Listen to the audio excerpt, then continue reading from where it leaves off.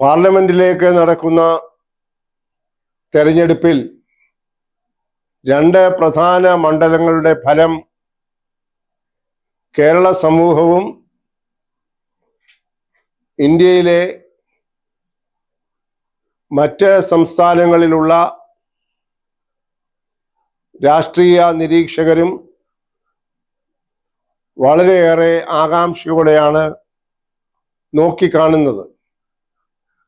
ആ രണ്ട് മണ്ഡലങ്ങൾ തിരുവനന്തപുരവും തൃശ്ശൂരുമാണ്. വളരെ പ്രധാനപ്പെട്ട രണ്ട് സ്ഥാനാർത്ഥികളെയാണ് തൃശ്ശൂര് ഇപ്രാവശ്യം തൃശ്ശൂരും തിരുവനന്തപുരവുമായി BJP കളത്തിലിറക്കിയിരിക്കുന്നത്. ഒന്ന്, നിലവിലുള്ള കേന്ദ്ര മന്ത്രിസഭയിലെ അംഗമായ രാജീവ് ചന്ദ്രശേഖർ തിരുവനന്തപുരത്ത് മത്സരിക്കുന്നു. അദ്ദേഹം നേരിടുന്നത് 3 പ്രാവശ്യം തുടർച്ചയായി തിരുവനന്തപുരത്ത് നിന്ന് മത്സരിച്ച് വിജയിച്ച ഇന്ത്യൻ നാഷണൽ കോൺഗ്രസിലെ ഡോക്ടർ ശശി തരൂരിനെയാണ്. 2019 നടന്ന തെരഞ്ഞെടുപ്പിൽ തിരുവനന്തപുരം വളരെ അസാധാരണമായി BJPയെ 2ാം സ്ഥാനത്ത് എത്തിച്ച ഒരു നിയോജക മണ്ഡലമാണ്. BJPയുടെ ചരിത്രത്തിൽ ആദ്യമായിട്ടാണ് ഒരു പാർലമെന്റ് തെരഞ്ഞെടുപ്പിൽ LDFനെ 3ാം സ്ഥാനത്തേക്ക് തള്ളി മാറ്റിക്കൊണ്ട് BJP 2ാം സ്ഥാനത്തെത്തുന്നത്. ഏതാണ്ട് ആ ഒരവസ്ഥയായിരുന്നു 1-2 മണ്ഡലങ്ങളിലും 2019 ഉണ്ടായത്. ആ ഒരു ആർജവത്തിലാണിപ്പോൾ തിരുവനന്തപുരവും തൃശ്ശൂരും പിടിച്ചെടുക്കുക എന്ന ഉദ്ദേശത്തോടു കൂടി BJP 2 പ്രധാന സ്ഥാനാർത്ഥികളെ കളത്തിലിറക്കിയിരിക്കുന്നത്. 41% വോട്ട് കഴിഞ്ഞ 2019 തെരഞ്ഞെടുപ്പിൽ ശ്രീ ശശി തരൂർ നേടിയപ്പോൾ 31% വോട്ടുകളാണ് 2ാം സ്ഥാനത്തെത്തിയ BJP നേടിയത്. LDFനെ 27% വോട്ട് കൊണ്ട് 3ാം സ്ഥാനത്തേക്ക് തള്ളി മാറ്റിയ അപൂർവമായ ഒരു തെരഞ്ഞെടുപ്പായിരുന്നു 5 വർഷം മുൻപ് തലസ്ഥാന മണ്ഡലത്തിൽ നടന്നത്. അതിന്റെ ഒരു തനിയാവർത്തനമായിരിക്കുമോ ഇപ്പോഴത്തെ തെരഞ്ഞെടുപ്പ് എന്ന് സംശയിക്കുന്നവരുണ്ട്. എന്നാൽ അതല്ല, 2ാം സ്ഥാനത്ത് നിന്ന് 1ാം സ്ഥാനത്തേക്ക് വരാൻ BJPക്ക് സാധിക്കും എന്ന് വിലയിരുത്തുന്നവരും ഇപ്പോൾ രംഗത്തുണ്ട്. പലതരത്തിലുള്ള സർവേകളുടെ ഫലമായി ചൂണ്ടിക്കാട്ടുന്നത് ഒരു പക്ഷേ BJPക്ക് ഇപ്രാവശ്യം തിരുവനന്തപുരത്ത് 1ാം സ്ഥാനം ലഭിച്ചാലും അത്ഭുതപ്പെടേണ്ടതില്ല എന്നുള്ളതാണ്. ശ്രീമാൻ ശശി തരൂരിനെ 3 പ്രാവശ്യം വൻപിച്ച ഭൂരിപക്ഷത്തോടുകൂടി തെരഞ്ഞെടുത്തയച്ച ഒരു മണ്ഡലമാണ് തിരുവനന്തപുരം. എന്നാൽ അവിടെ കാണേണ്ടത് 2009-ലും 2014-ലും 2019-ലും വിജയിച്ച 3 തെരഞ്ഞെടുപ്പുകളിലും ക്രമാനുഗതമായി ഭൂരിപക്ഷത്തിൽ കുറവുണ്ടായിട്ടുണ്ട്.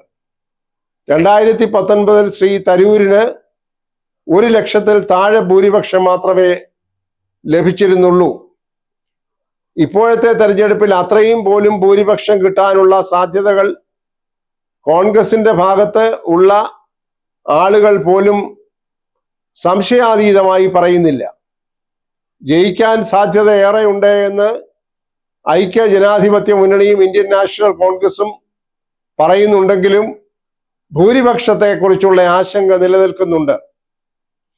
പ്രത്യേകിച്ച് കടൽ തീര മേഖലകളിലും കേരളത്തിന്റെ തെക്കേ അറ്റത്തുള്ള പ്രബലമായ മറ്റു ചില സാമുദായിക വിഭാഗങ്ങളിലുമുണ്ട ചില അലോരസങ്ങൾ ഡോക്ടർ ശശി തരൂരിന്റെ വിജയത്തെ ദോഷകരമായി ബാധിക്കുമോ എന്ന് സംശയിക്കുന്നുണ്ട്.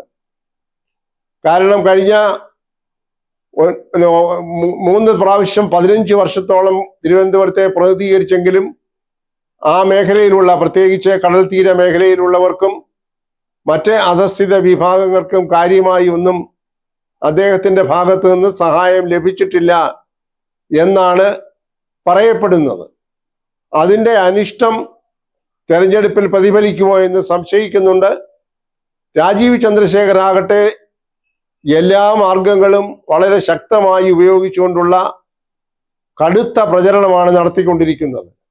ആധുനിക സാങ്കേതിക വിദ്യകളെല്ലാം അദ്ദേഹം IT വിഭാഗത്തിന്റെ മന്ത്രിയാണ്. അദ്ദേഹത്തോടൊപ്പം പ്രവർത്തിക്കുന്ന ടീമെല്ലാം IT വിദഗ്ധർ ഉൾക്കൊള്ളുന്നതാണ്. IT-യുടെ എല്ലാ സങ്കേതങ്ങളും ആധുനിക വിദ്യകളും പ്രയോഗിച്ചുകൊണ്ട് ആഞ്ഞടിച്ചാണ് പ്രചരണം നടത്തിക്കൊണ്ടിരിക്കുന്നത്. ഇപ്പോൾ തന്നെ പല ആവർത്തി 7 നിയമസഭാ മണ്ഡലങ്ങളിലും ഇവർ സന്ദർശിച്ച് പ്രചരണം നടത്തി കഴിഞ്ഞു. അങ്ങനെ പ്രചരണത്തിന്റെ കാര്യത്തിൽ മേൽക്കൈ നേടിക്കൊണ്ടാണ് മുൻപ് ഒരിക്കലും ഉണ്ടാകാത്ത വിധം BJP ഇപ്പോൾ മുന്നോട്ട് പോയിക്കൊണ്ടിരിക്കുന്നത്. എന്ത് വില കൊടുത്തും തിരുവനന്തപുരം നേടിയെടുക്കും എന്നുള്ള നിശ്ചയദാർഢ്യത്തോടു കൂടി തന്നെ തെരഞ്ഞെടുപ്പ് പ്രചരണം ശക്തി ആർജിച്ച് മുന്നോട്ട് പോവുകയാണ്. 3-ാം സ്ഥാനത്തേക്ക് ഇടതുപക്ഷ ജനാധിപത്യ മുന്നണി മുൻപുണ്ടായതുപോലെ തള്ളപ്പെട്ടു പോകുമോ എന്ന് സംശയിക്കുന്ന ആളുകൾ ധാരാളം ഈ മണ്ഡലത്തിലുണ്ട്. പദ്യൻ രവീന്ദ്രനെ സംബന്ധിച്ച് വ്യക്തിപരമായി ഒരു ആക്ഷേപമില്ലെങ്കിലും പൊതുവെ ഒരു ദുർബലനായ സ്ഥാനാർത്ഥി എന്ന രീതിയിലാണ് തെരഞ്ഞെടുപ്പ് നിരീക്ഷകർ അദ്ദേഹത്തെ കാണുന്നത്. അതുപോലെ തന്നെ LDF-ന്റെ ഭാഗത്തു നിന്നുള്ള തെരഞ്ഞെടുപ്പ് പ്രചരണത്തിൽ വേണ്ട രീതിയിലുള്ള ഏകോപനമില്ല എന്ന ആക്ഷേപമുണ്ട്. CPI-യുടെ സ്ഥാനാർത്ഥി ആയതുകൊണ്ട് അതിൻ്റെ സഖ്യകക്ഷിയായ CPM പ്രവർത്തകർ വളരെ ആത്മാർത്ഥതയോടുകൂടെ പ്രവർത്തിക്കുന്നില്ല എന്ന ആക്ഷേപമുണ്ട്.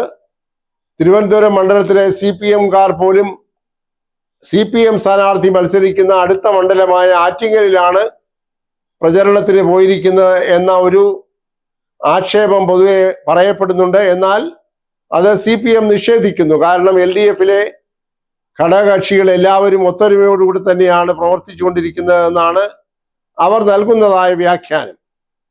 ഏതായാലും മത്സരം ശശി തരൂരും രാജീവ് ചന്ദ്രശേഖറും തമ്മിലാണ് എന്നാണ് പൊതുവെ ഈ തെരഞ്ഞെടുപ്പ് ഫലത്തെ പ്രവചിക്കുന്നതായ ഏജൻസികളും മറ്റ് ചില മാധ്യമങ്ങളും വെളിപ്പെടുത്തിക്കൊണ്ടിരിക്കുന്നത്. വളരെ ശക്തിയേറിയ കടുത്ത ഒരു മത്സരമാണ് BJP-യും അതുപോലെ UDF-ഉം തമ്മിൽ തിരുവനന്തപുരത്ത് നടക്കുന്നത് എന്ന കാര്യത്തിൽ യാതൊരു തർക്കവുമില്ല. ഇനിയും വരുന്ന 10 ദിവസങ്ങളിൽ ഏത് തരത്തിലായിരിക്കും തിരുവനന്തപുരത്തെ രാഷ്ട്രീയ കാലാവസ്ഥയ്ക്ക് മാറ്റമുണ്ടാകാൻ പോകുന്നതെന്ന് പ്രവചിക്കുക വളരെ അസാധ്യമാണ്. കടുത്ത ആത്മവിശ്വാസത്തിലാണ് BJP ഇവിടെ പ്രവർത്തനങ്ങൾ നടത്തിക്കൊണ്ടിരിക്കുന്നത്. അവർ അവകാശപ്പെടുന്നത് പോലെ സ്ഥാനാർത്ഥി വളരെ പ്രശസ്തനാണ്, നിലവിലുള്ള മന്ത്രിയാണ്. അതുപോലെ തിരുവനന്തപുരത്തിന്റെ മുഖഛായ മാറ്റുന്ന രീതിയിൽ വാഗ്ദാനങ്ങളുടെ പെരുമഴ പെയ്യിച്ചുകൊണ്ടിരിക്കുകയാണ്. തിരുവനന്തപുരത്തെ വളരെ പ്രശസ്തമായ ഇന്ത്യയിലെ ഒരു IT നഗരമാക്കി മാറ്റും. ഇവിടുത്തെ അടിസ്ഥാന സൗകര്യങ്ങളെല്ലാം വികസിപ്പിക്കും. ഉന്നത വിദ്യാഭ്യാസത്തിന്റെ ഒരു ഹബ്ബാക്കി മാറ്റും. ഇവിടുത്തെ മറ്റ് എല്ലാ തരത്തിലുള്ള വികസനവും അതിവേഗത്തിൽ ഉണ്ടാകും എന്നുള്ള പ്രചാരണം ഈ BJP NDA മുന്നണി അതിശക്തമായി അഴിച്ചുവിട്ടിരിക്കുകയാണ്. അതിനെ പ്രതിരോധിക്കുവാൻ എല്ലാ ശ്രമങ്ങളും ഇന്ത്യൻ നാഷണൽ കോൺഗ്രസ് നേതൃത്വം കൊടുക്കുന്ന ഇന്ത്യ മുന്നണി കേരളത്തിലെ UDF നടത്തിക്കൊണ്ടിരിക്കുന്നു എന്നതും കാണേണ്ടതായിട്ടുണ്ട്. ഏതായാലും വരും ദിവസങ്ങളിൽ തെരഞ്ഞെടുപ്പിന്റെ പ്രചരണം മൂർധന്യത്തിലേക്ക് എത്തുമ്പോൾ ഏത് തരത്തിലുള്ള അട്ടിമറിയാണ് ഉണ്ടാകാൻ പോകുന്നത് എന്ന് കണ്ടു തന്നെ അറിയേണ്ടിയിരിക്കുന്നു. എല്ലാവരും അവർക്ക് സ്വാധീനമുള്ള മേഖലകളിൽ കൂടുതൽ ശ്രദ്ധിച്ചുകൊണ്ട് സ്ത്രീകളുടെ ഭാഗത്തുള്ള വോട്ടുകൾ സമാഹരിക്കുവാൻ, പിന്നാക്ക വിഭാഗങ്ങളിലുള്ള ആളുകളുടെ വോട്ടുകൾ ഏകോപിപ്പിച്ചുകൊണ്ട് സമാഹരിക്കുവാനൊക്കെയുള്ള ശ്രമങ്ങൾ നടക്കുന്നുണ്ട്. ഒരു കാര്യം വളരെ വ്യക്തമാണ്, ഭൂരിപക്ഷ വർഗീയതയെ എതിർക്കുന്നതായിട്ടുള്ള ന്യൂനപക്ഷ സമുദായങ്ങളുടെ ഒരു ഏകോപനം ഈ തെരഞ്ഞെടുപ്പിൽ കാണുന്നുണ്ട്. ക്രൈസ്തവ സമുദായവും അതുപോലെ മുസ്ലിം സമുദായവും ഏകോപിച്ചാണ് പ്രവർത്തിക്കുന്നത്. കേരളത്തിൽ ഈ മണ്ഡലത്തിൽ മാത്രമല്ല, കേരളത്തിൽ ആകമാനം ന്യൂനപക്ഷ ഏകീകരണം നടക്കുന്നുണ്ട്. അത് ഈ ഹിന്ദു ഭൂരിപക്ഷ വർഗീയതയെ പരാജയപ്പെടുത്തണമെന്നുള്ള നിശ്ചയദാർഢ്യത്തോടു കൂടിയാണ് ആ പ്രചരണം നടക്കുന്നത്. അത് തിരുവനന്തപുരം പോലുള്ള മണ്ഡലങ്ങളിൽ നേരത്തെ സൂചിപ്പിച്ചതുപോലെ തീരപ്രദേശത്തുള്ള ആളുകളിലും അതുപോലെ വളരെ പ്രധാനമായിട്ടുള്ള തെക്കൻ ഭാഗത്തുള്ള നാടാർ സമുദായത്തിന്റെ മേഖലകളിലുമൊക്കെ സ്വാധീനം ചെലുത്തിയിട്ടുണ്ട്. അതുകൊണ്ട് തെരഞ്ഞെടുപ്പ് ഫലം കഴിഞ്ഞ തെരഞ്ഞെടുപ്പിന്റെ തനി ആവർത്തനമായിരിക്കുമോ, ഭൂരിപക്ഷത്തിൽ വലിയ കുറവുണ്ടാകുമോ, അതോ രണ്ടാം സ്ഥാനത്തായി നിന്ന BJP എല്ലാ കണക്കുകൂട്ടലുകളെയും തെറ്റിച്ചുകൊണ്ട് ഒന്നാം സ്ഥാനത്തേക്ക് വരുമോ? ഈ തരത്തിലുള്ള പല നിഗമനങ്ങളും പ്രവചനങ്ങളും ഒക്കെ അന്തരീക്ഷത്തിൽ ശക്തി ആർജിച്ചുകൊണ്ടിരിക്കുന്നു. തലസ്ഥാന നഗരം എന്ന രീതിയിൽ ഇന്ത്യ ഒട്ടാകെയുള്ള രാഷ്ട്രീയ പാർട്ടികളും നേതാക്കന്മാരുമൊക്കെ തിരുവനന്തപുരത്തിന്റെ തെരഞ്ഞെടുപ്പ് ഫലത്തെ വളരെ ആകാംക്ഷയോടുകൂടിയാണ് കാത്തിരിക്കുന്നത് എന്ന് പറയേണ്ടിയിരിക്കുന്നു.